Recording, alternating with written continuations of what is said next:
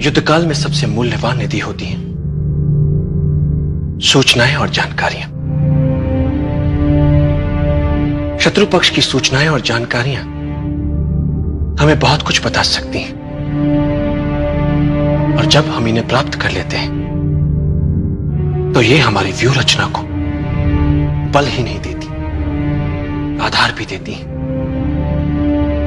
और उन्हें धार भी देती हैं।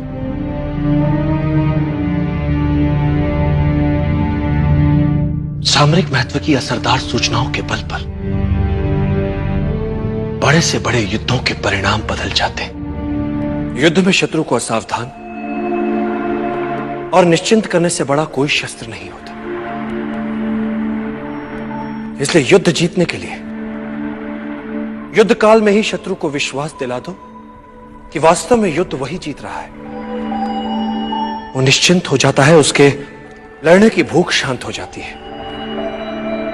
ऐसे समय में उस पर आक्रमण कर उसे सदा के लिए धराशायी किया जा सकता है।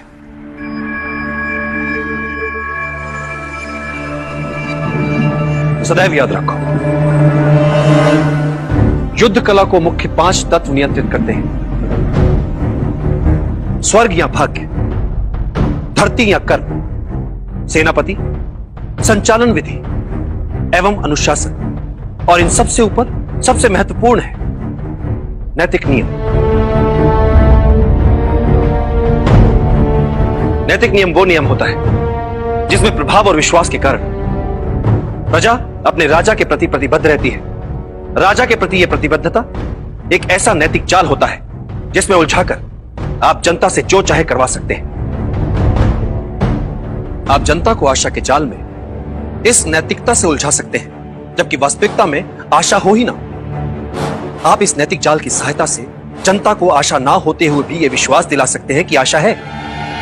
इस तरह से आप उनके स्वाभिमान को उकसा सकते हैं, उनके आत्माभिमान को उबार सकते हैं कि वे अपने लिए अन्य विकल्पों के होने के उपरांत भी आपके लिए अपने प्राण तक न्यौछावर करने के लिए तत्पर हो जाते हैं।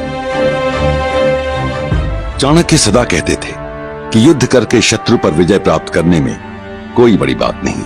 बड़ी बात बिना युद्ध किए, बिना रक्त बहाए विजय प्राप्त करने में।